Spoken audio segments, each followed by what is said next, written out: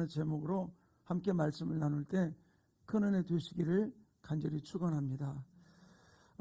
골로새서는 전체가 4장까지 되어 있어요. 4장인데 4장에서 첫째 장과 둘째 장, 1, 2장에서는 교리적인 부분들을 다루고 있고요. 3장과 4장은 실천적인 부분들을 다루고 있습니다.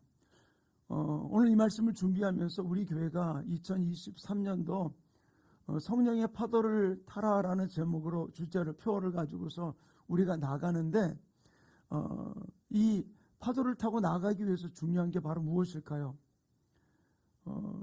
수영 못하는 사람이 갑자기 수영하라고 그러면 헤맬 수밖에 없죠. 그래서 제가 지난 주간은 우리 청지기의 자세에 대해서 이야기를 나눴어요. 어떤 자세를 가지고 우리가 성령의 파도를 타고 나갈 것인가라는 부분들. 그래서 오늘은 계속 이어지는 부분들의 메시지로서 우리가 청지기로서의 사명을 또 성령의 파도를 타고 나가기 위해서 할 일이 바로 우리가 성숙함이 있어야 돼요. 근데 이 성숙함을 증명해 보여야죠. 나 할 줄 알아. 보여봐야죠. 한다고만 하지 증명해 주지 못한다면 그거 하는 건 뻥일 수밖에 없잖아요.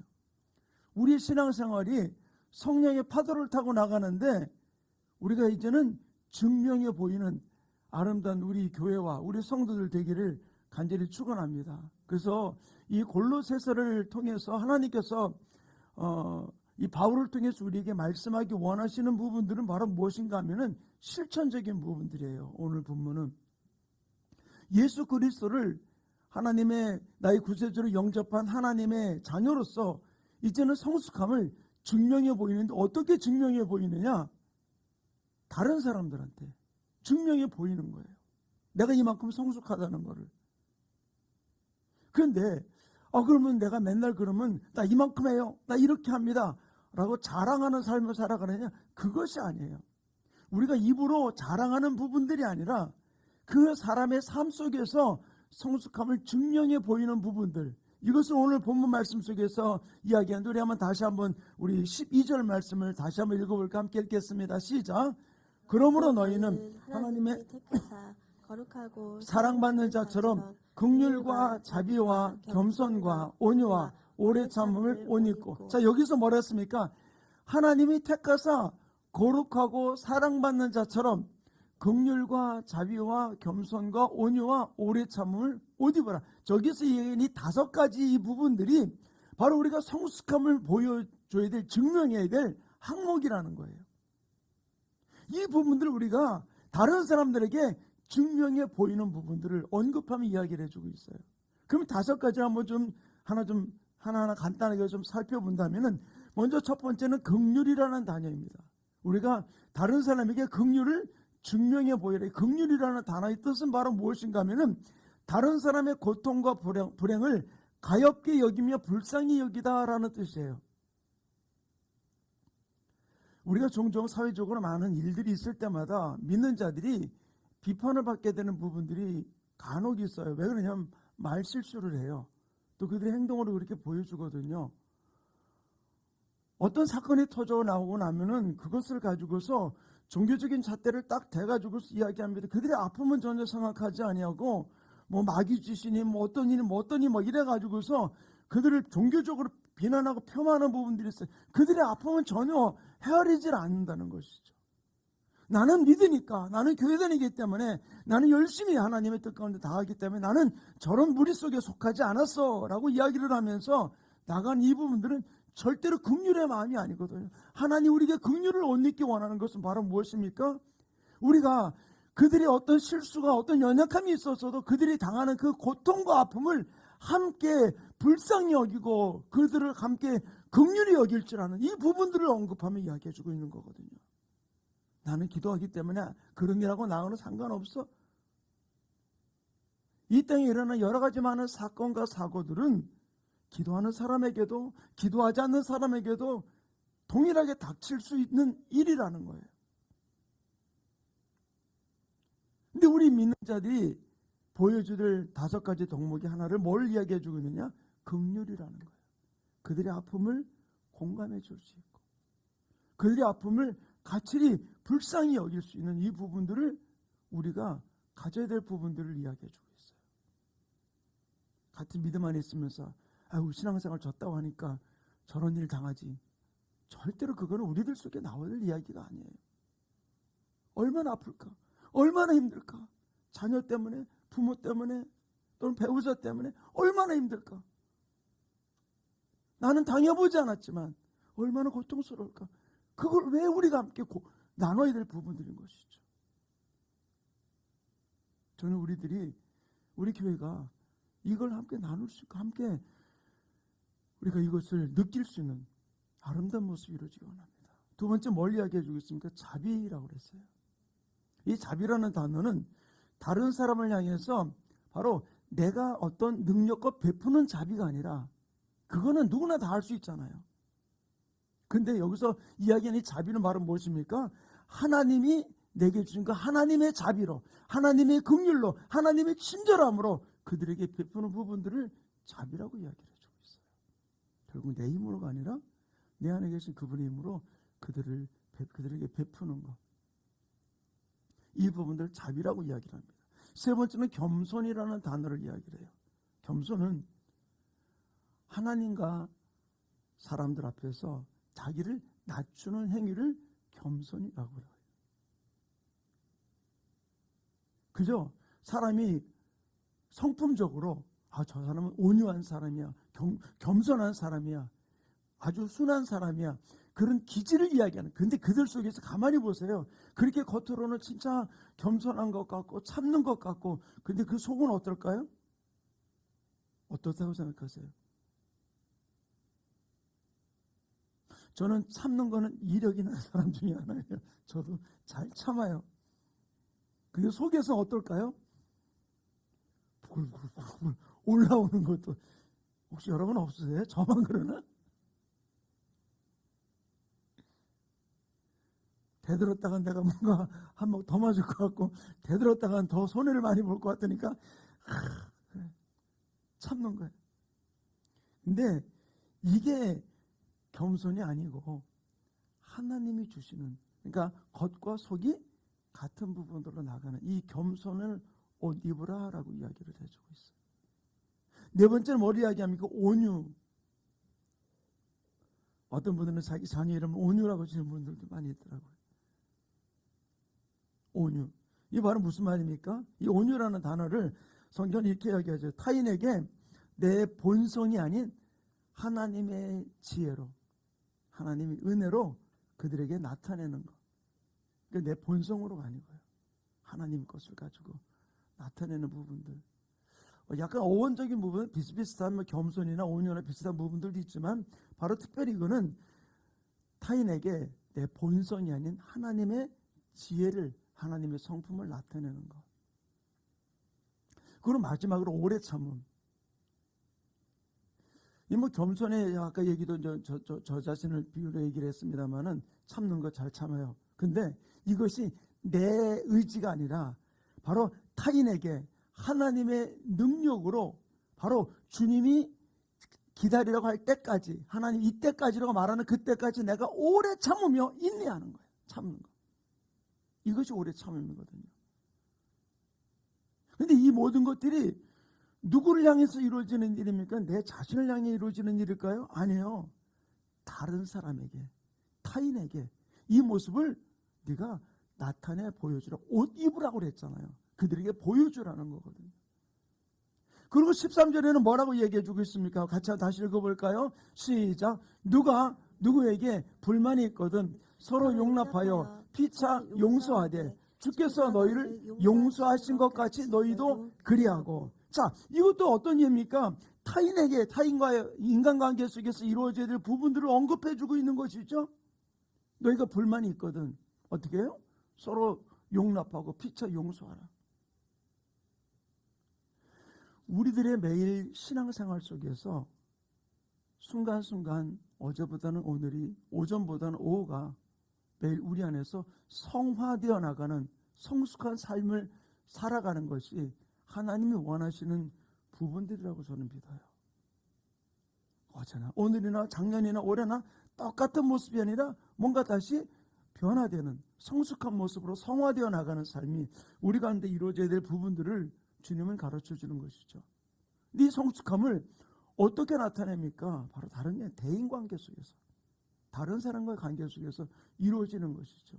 그래서 교회 안에 우리가 모임을 갖고, 또는 우리 지금 이제 자매가 이제 2개 생겼습니다만 그 자매 모임, 또 구역 모임, 이런 모임을 가지면서 그 속에서 우리가 어떻게 됩니까? 바로 이 모임을 통해서 아름답게 우리가 훈련하는 과정이에요. 훈련하는 일을 통해서 내가 더욱더 성숙하게 성화되어 나가는 삶이 우리 가운데 이루어지는 부분들이 교회 안에서 먼저 이루어져야 된다는 것이죠. 지난주에도 우리가 청지기의 자세를 나누면서 요셉의 이야기를 나눴죠. 요셉이 바로 어땠습니까?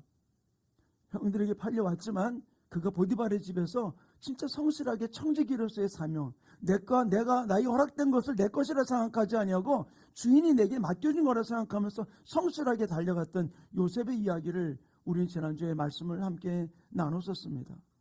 근데 가만히 보세요. 그가 그렇게 해가지고 올라간 데가 어디입니까?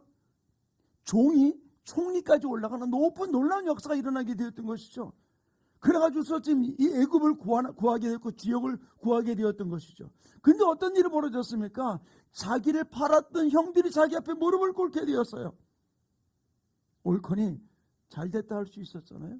근데 요셉이 어떤 반응을 합니까?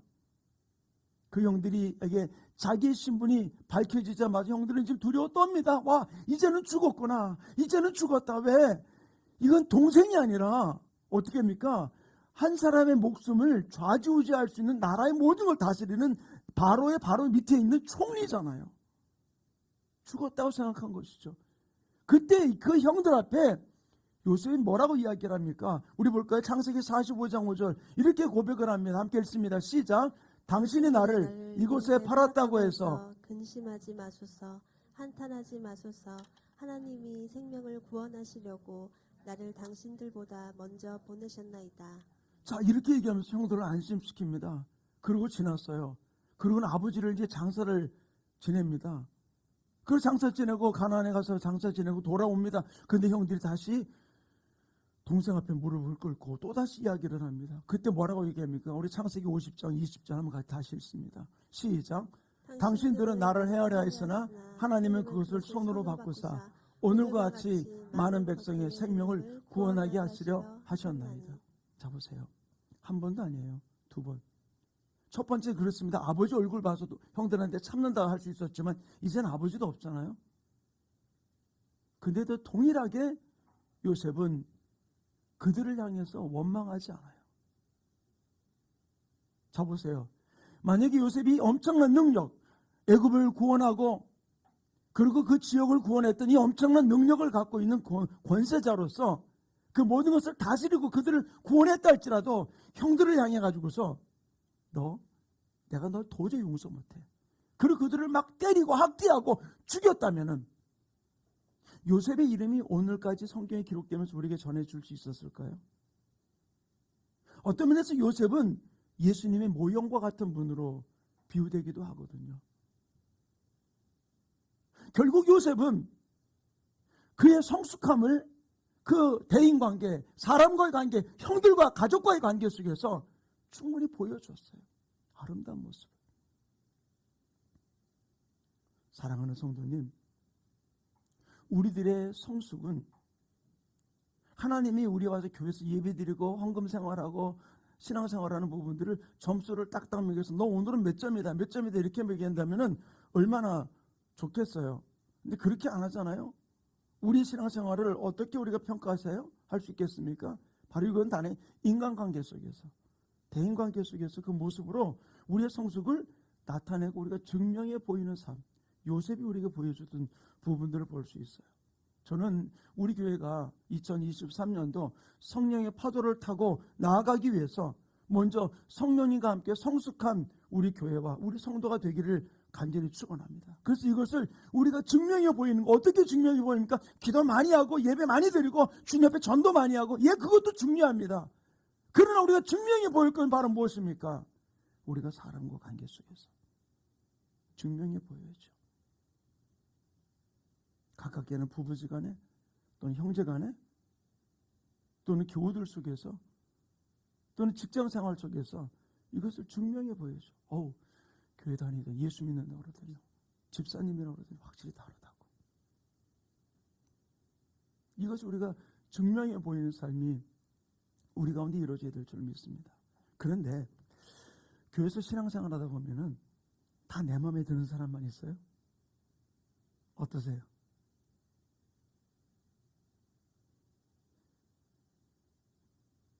근데 교회에서 신앙생활 하다 보면은 하나님이 나를 성숙하게 하기 위해서 다름을 받게 할 때가 있어요. 어떤 교회 안에서 또는 기관 안에서 어떤 모임 안에서 꼭 보면 이상한 사람이 한 사람씩 꼭 있어요. 이 고개를 끄덕거리는 분도 없고 이상한 사람이 우리 모임에는 없는가 봐요. 근데 가만히 보세요. 하나님은요 꼭 한 사람씩 세워놔요. 근데 만약에 이상한 사람이 아무도 없다. 그럼 누가 이상한 사람이에요? 내가 이상한 사람이야. 내가 이상한 사람이야.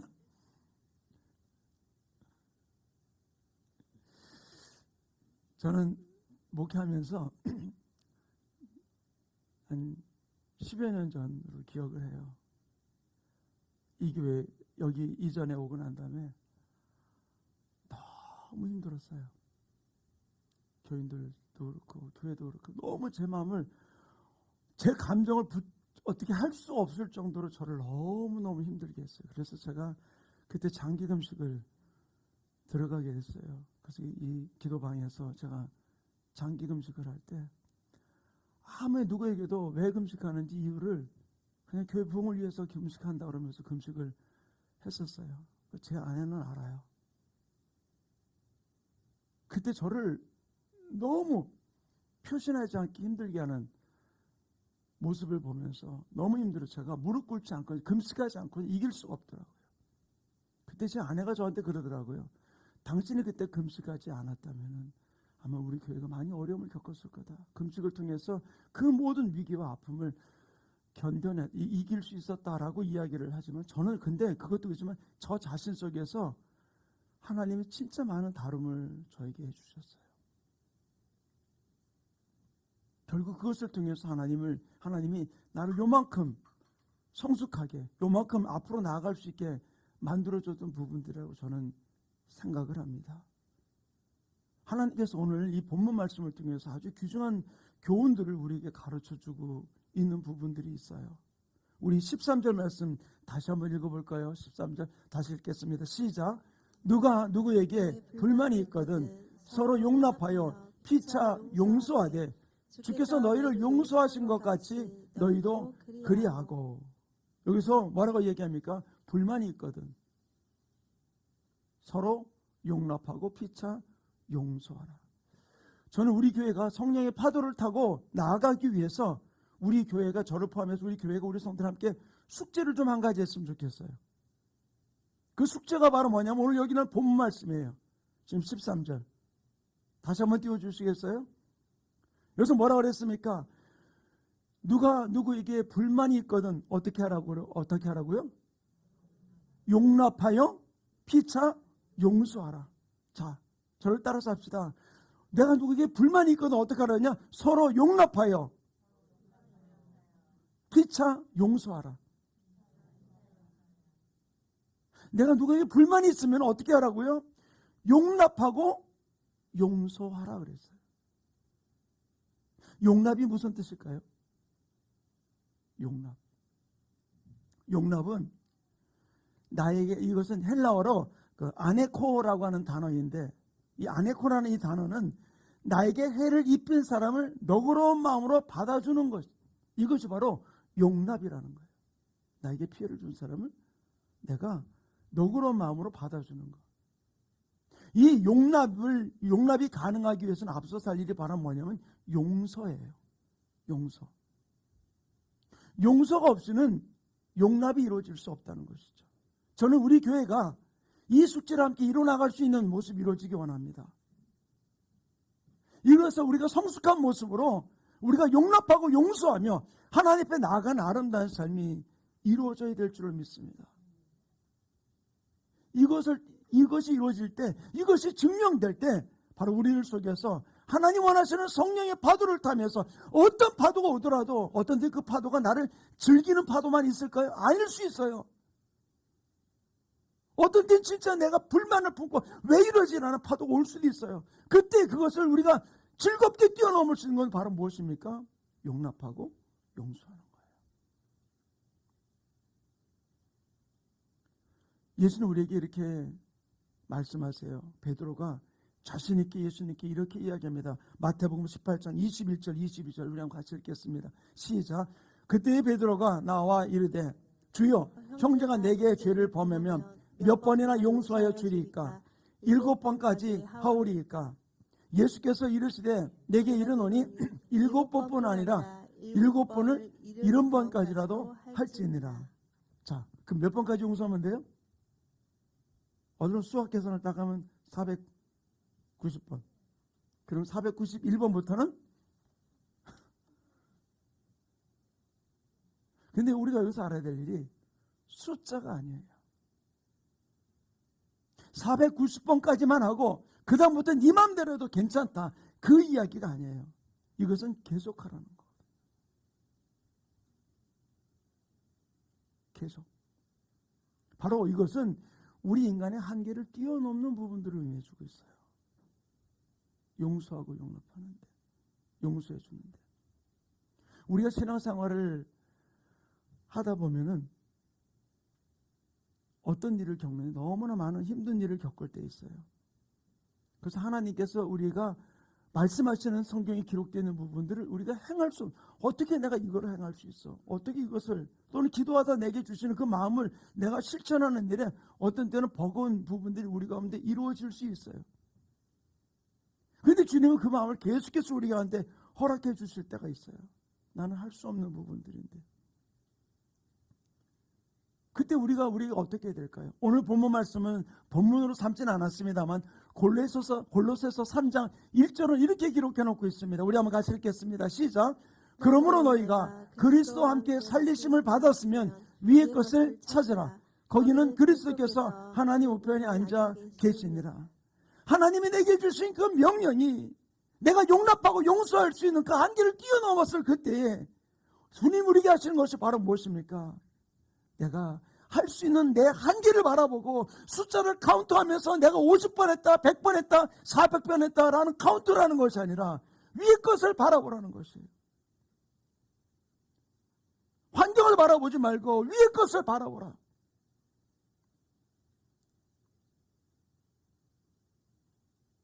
우리가 이 땅을 살아가면서 내 힘으로 다 할 수 있는 게 아니라 내 힘으로 할 수 없는 것들이 있잖아요. 그때 주님은 이야기하는 것이 너는 위의 것을 찾으라 라고 이야기하는 것이에요. 그래서 우리 13절 말씀 본문 다시 한번 우리 보도록 합시다. 시작. 누가 누구에게 불만이 있거든 서로 용납하여 피차 용서하되 주께서 너희를 용서하시고. 너희도 그리하고.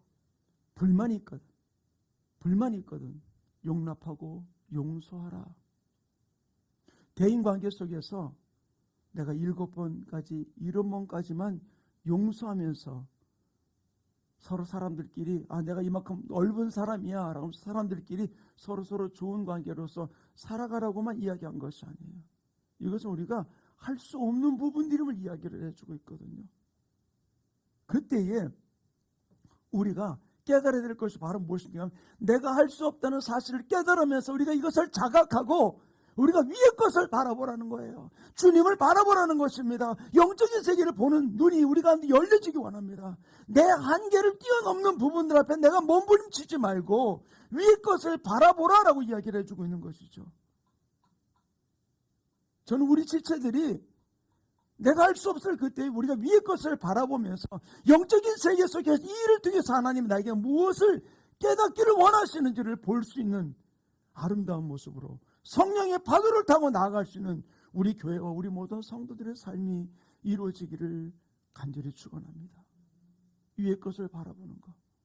영적인 세계를 내가 지각하고 이 모든 것들 하나님이 통치하심을 고백하면서 그분을 바라볼 때 우리가 어떤 일이 벌어질까요?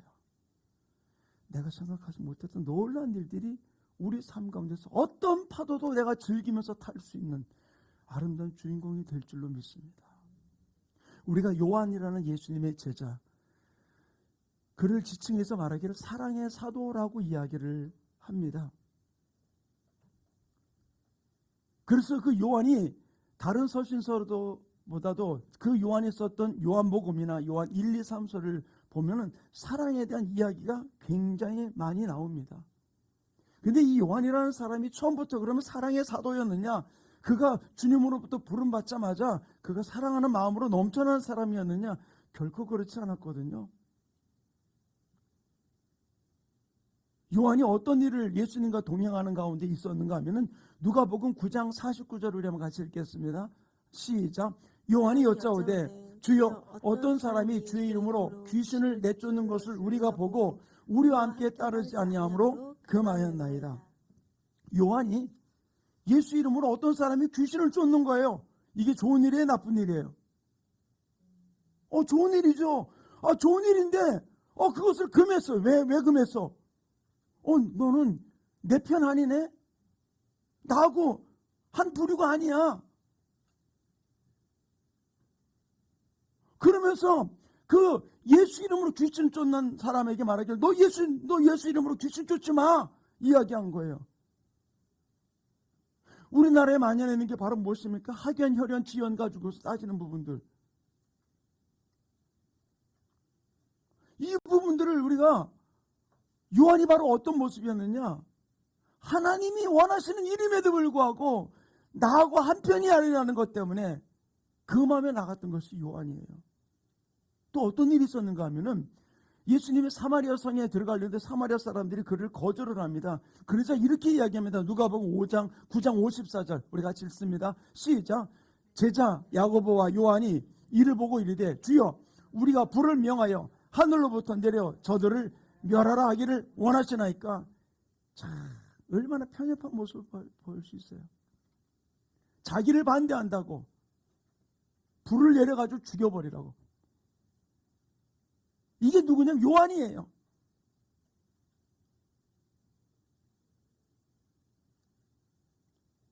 이런 요한이 자기 자신에 대해서 이렇게 이야기를 합니다. 요한일서 4장 7절 8절 우리 한번 같이 읽겠습니다. 시작. 사랑하는 자들아 우리가 서로 사랑하자.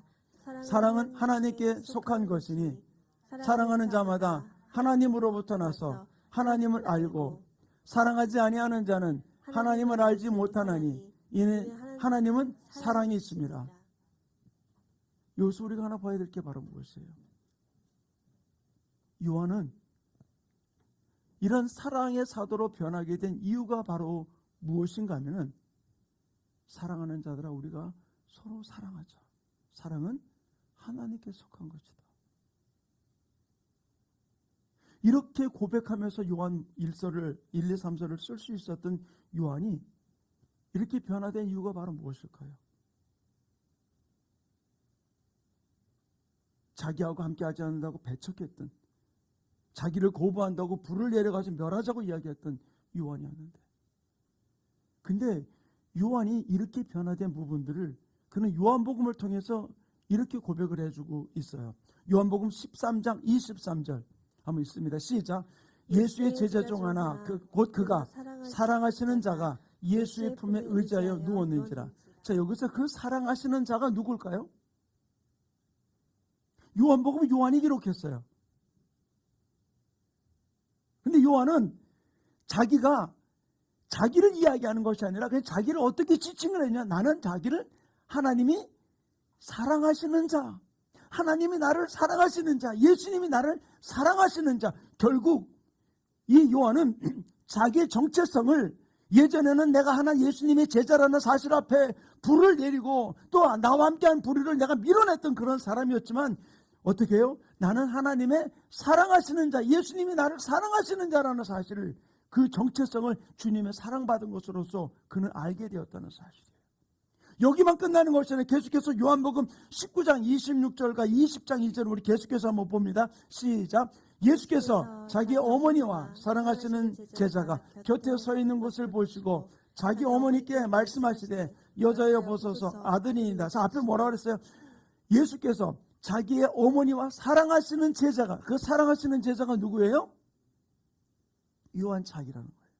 자, 그 다음에 우리 20절 봅시다. 20장 2절 시작. 시몬 베드로와 예수께서 사랑하시던 그 다른 제자에게 달려가 말하되 사람들이 주님을 무덤에 가서 가져다가 어디 두었는지 우리가 알지 못하겠노라. 여기도 마찬가지로 사랑하시던 그 사람 누구예요? 요한 자기를.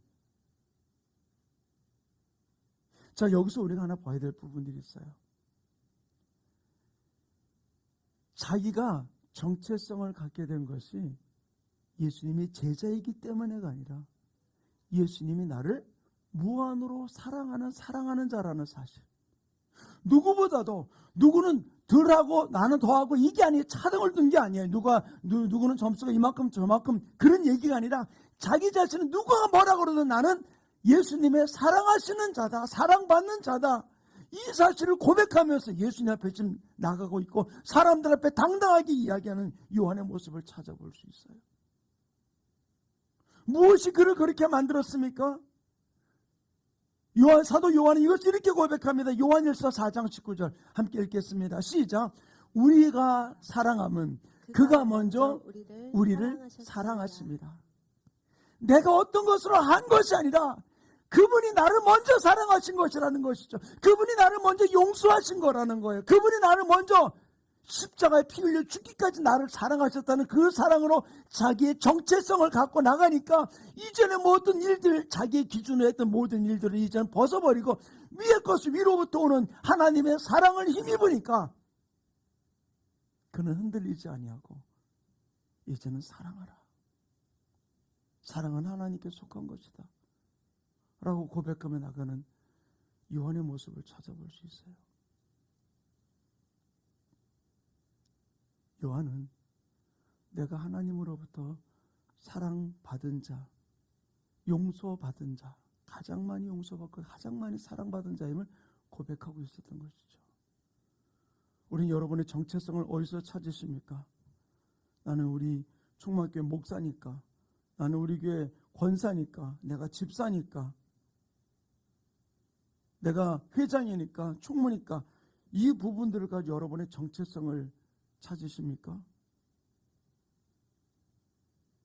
하나님은 우리들이 이것을 어떤 우리에게 맡겨진 그 기능적인 집사, 권사, 어떤 목사이라는 이 기능적인 이 부분들로서 우리의 정체성을 찾는 것이 아니라 바로 요한의 고백과 같이 내가 하나님의 사랑받은 자, 가장 많이 사랑받은 자, 하나님으로부터 가장 많은 용서받은 자임을 고백하면서 그 위의 것을 바라보고 나갈 때 내가 할 수 있는 한계를 뛰어넘어서 우리는 사랑하고 용납하고 품어주며 골로새서 12절에 이야기했던 그 5가지 항목을 우리가 실천할 수 있는 아름다운 삶이 이루어지게 될 줄로 믿습니다. 저는 우리 충만교회가 다른 것 아니에요. 하나님이 내게 베풀어 주신 놀라운 은혜를 우리가 이제는 이 성숙함을 증명해 보이는 우리 교회가 되기를 원합니다. 내 힘 가지고 하려면은 우리는 자꾸 내 모든 것을 바라볼 수밖에 없어요. 골로새 3장 1절에 뭐라 그랬습니까? 위의 것을 찾으라. 내가 할 수 없을 때 위의 것을 바라보는 거예요. 그때 저는 우리 교회가 진짜 성령의 파도를 타고 놀라운 일을 풀어가는 우리 교회와 우리 성도들이 될 줄로 믿습니다. 또 이것을 고백하고 증명해내는 아름다운 주인공들이 되기를 간절히 축원합니다. 바로 내가 하나님의 사랑받은 자로서, 하나님의 용서받은 자로서 그 성숙함을 우리가 한 걸음 한 걸음 증명해내면서 주님 앞에 달려가는 아름다운 모습이 이루어지기 원합니다. 오늘 이 말씀을 준비하면서 찬양 하나를 준비하는 가운데 주 사랑이 나를 숨쉬게 해 세상 그 어떤 어려움 속에도 주 은혜로 나를 돌보시며 세상 끝날까지 지켜주시네. 주 사랑이 나를 이끄시네. 내가 갈 수 없는 그곳으로 주의 사랑 나를 붙드시며 세상 끝날까지 인도하시네. 우리 찬양 주님 앞에 고백하면서 그 주님의 사랑이 나를 이끌고 인도해서 성숙한 모습으로 우리가 증명해내며 성령의 파도를 타는 주인공 되시기를 간절히 축원합니다. 주 사랑이 나를 숨쉬게 해. 주 사랑이 나를 숨쉬게 해. 세상 그 어떤 어려움 속에도 주 은혜로 나를 돌보시며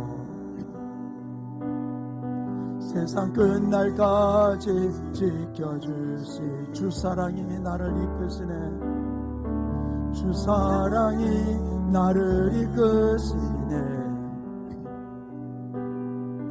내가 갈 수 없는 그곳으로 주 사랑이 나를 붙드시며 세상 끝날까지 인도하신 주님만이 내 아픔 아십니다. 만이 내 아픔 아시며 주님만이 내 맘 어루만지네. 어느 누구도 나를 향하신 주님의 사랑을 끊을 수 없네. 주님만이 내 능력이시며 주님만이 나의 구원이시네. 어느 누구도 나를 향하신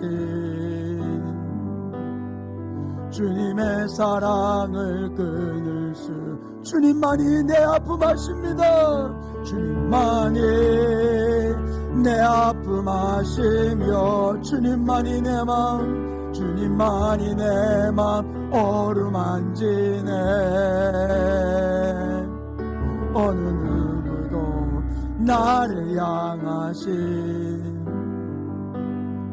주님의 사랑을 끊을 수 없네. 주님만이 나의 능력이시며 주님만이 나의 구원이시네.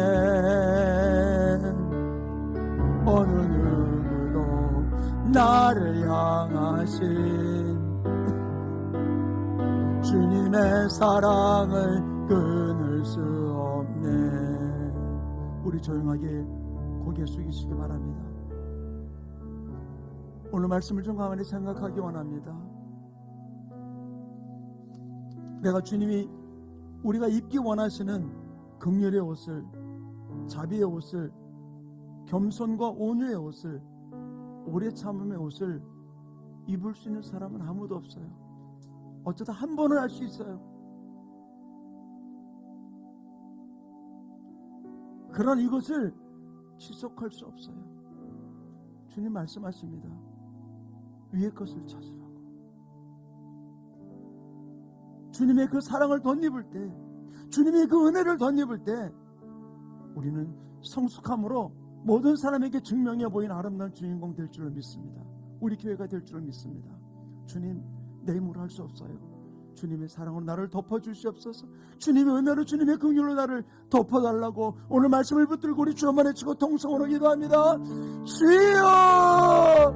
할렐루야. 아버지 하나님, 오늘 말씀을 듣게 해주신 아버지 하나님, 성숙함으로 아버지 하나님이 내가 하나님의 자녀를 증명해 보이라 말씀하신 아버지 하나님, 진실 이것을 옷 입기 원하시는 아버지, 주여 아버지 하나님 긍휼의 옷을, 자비의 옷을, 겸손과 온유와 오래 참음의 옷을 아버지 나는 입을 수 없습니다. 주여 그러나 아버지 내가 할 수 없지만 그러나 주님의 사랑이 나를 덮을 때 주님의 긍휼이 나를 덮을 때 아버지 모든 날줄 줄 믿습니다. 아버지 하나님 진실로 아버지 내가 서로 용납하고 용서할 수 있는 것 주님이 나를 사랑하시는 그 큰 사랑으로 아버지 그 큰 은혜로 그 큰 놀란 은혜로 내가 아버지는 이 옷을 입으며 진실로 아버지 증명해 보이는 아름다운 삶을 살아가는 우리 충만교회와 우리의 성도 되게 도와주셔서 함부로 폄하하지 아니하고 함부로 비난하지 아니하고 비판하지 아니하고 진실로 긍휼로 옷을 입으며 자비로 옷을 입으며 겸손의 옷을 입으며 온유의 옷을 입으며 오래 참음의 옷을 입으며 주님 앞에 많은 사람들 앞에 증명해 보이는 아름다운 하나님의 교회 우리 충만재단 우리 모든 성도들 될 수 있도록 성령님 붙들어 주시고 주장해 주시고 인도하여 주시옵소서. 우리 가슴에다 다 손을 대시기 바랍니다.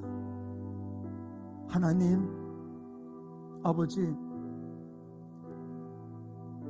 내 마음 안에는 요한과 같이 내가 알지 못한다고 내 편에 들지 않았다고 나와 함께하지 아니한다고 배척하는 또는 심지어 거부한다고 불을 내리게 해달라고 하는 편협한 옹졸한 모습이 내 안에 있음을 주님 앞에 고백합니다. 주님이 옷 입기 원하시는 그 옷을 한 번조차도 제대로 진솔한 마음으로 행할 수 없는 불충한 죄인임을 고백합니다. 그러나 주님이 위의 것을 찾으라 말씀하신 주여 이제 주님의 도움을 구합니다.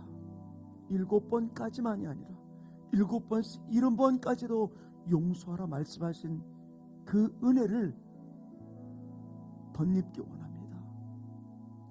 주님 불만이 있거든 용납하고 용서하되 주께서 너희를 용서하신 것 같이 하라 말씀하신 그 주님의 용서를 가장 많이 받은 주님의 그 사랑을 가장 많이 받은 주님의 은혜를 가장 많이 받은 자임을 고백하며 이젠 이것을 이 성숙함을 증명해 보이는 다른 사람들에게 증명해 보이는 아름다운 우리 충만교회와 우리 성도들에게 축복하여 주시옵소서. 그래서 어느 자리에서든지 진실로 하나님의 자녀된 아름다운 모습을 보여주는 우리 지체들에게 성령님 기름 부어 주시옵소서. 우리 연약함을 가지고 우리를 충동질하고 주저앉게 만드는 두루마기 사탄 귀신아 나는 하나님의 가장 큰 사랑받은 자이고 나는 하나님의 가장 큰 용서받은 자임을 선포한다. 나는 하나님의 가장 사랑받는 자임을 선포한다. 어둠은 떠나가며 이 아름다운 성숙을 실천하는 증명해 보이는 하나님의 사람들로 승리케 인도하여 주시옵소서. 감사하며 예수님 이름으로 축복하며 기도하였습니다.